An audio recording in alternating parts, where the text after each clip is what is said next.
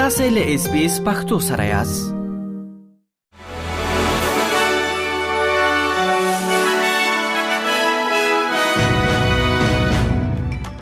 سلامونه ستړي مشي. نن جمعه د 2024 کال د جون د میاشتې 28مه نیټه ده چې د چنګاښ د میاشتې ل 15 نیټې سره برابرېږي او تاسو له اس بي اس پختو څخه د نن ورځې لاند خبرونه اورئ. د ونزویلا په شمال کې د دوو زورورو زلزلو له امله د زرګونو کسانو د مړینې ویره شته چې د پلازمینې کاراکاس په ګډون یې د هیواد شمال ولړزاوه. د امریکا د جیولوژیکي سروې اټکل کوي چې د ناورین ممکن تر 100,000 پورې کسان وژلي وي. د بیړني حالت کارکونکو لا د مخه لسکونه کسان له کډوالو څخه ژوندۍ راایستلي دي. تر دې دمه د لږ تر لږه 108 کسانو مړینه تایید شوی او له 1500 څخه ډیر ټاپیان شوی او سلګونه نور لا هم د نړیدلو ودانیو لاندې بند پاتې دي.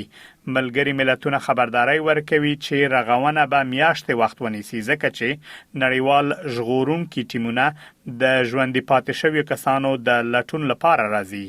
د ایران حکومت خبرداري ورکړی چې د هرمز تنګي لارې د بیړیو خوندي تګ راتګ یوازې هغو کښتیو ته تضمینېږي چې د دې سمندري لارې لپاره د ایران لخوا ټاکل شوی مسیرونه تعقیب کړي. د ایران لخوا نوې جوړې شوی د فارس خلیج د تنګي ادارې دغه پیغام د دولتي رسنیو لارې خپور کړی دی.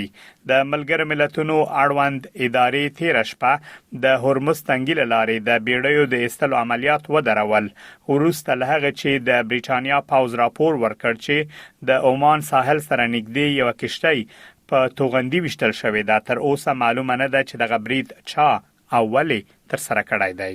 د استرالیا حکومت د هغو نویو قوانینو د وړاندې کولو لپاره چمتووالی نیسي چې موخه پر ټولنیزو رسنیو د تنکیو ځوانانو د بندیز لا پیاوړي کول دي.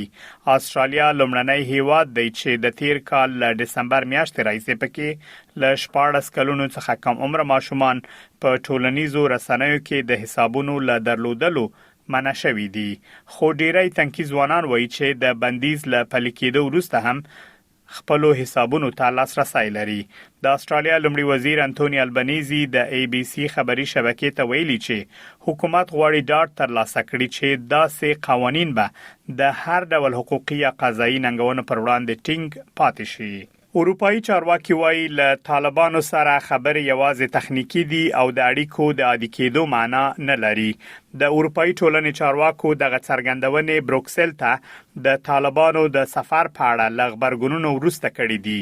د اروپایي ټولنې د کورنۍ چارو او کډوالۍ کمشنر ماګنوس برونر ویلي چې د طالبانو له پلاوي سره غونډه یوازې د بیرته ستنولو د چارو په اړه عملیاتي بحث و او پکې طالبانو ته هیڅ ډول امتیاز نه دی ورکړل شوی. نو موړي ویلي چې د اروپایي ټولنې 10 غړو هیوادونو له اروپایي کمیسیون څخه غوښتنه کړې و چې افغانستان ته د بیرته ستنولو په چارو کې هڅې همغږي کړي. بروکسل ته د طالبانو د پلاوي له سفر وروسته د جرمني لومړي وزیر هم پارلمان ته په وینا کې له طالبانو سره د اړیکو ښه کولو تورونه رد کړي دي. جرمني ویلي چې غواړي افغانستان ته د هغو افغانانو د استولو بهیر چټک کړي چې یا د پناه غوښتنې درخواستونه رد شوي او یا جنایي جرمونه تر سره کړي دي. دا و د نن ورځې لاند خبرونه چې ما مجيب منیب تاسو ته وړاندې کړل. تر بیا ښه وخت ولرئ.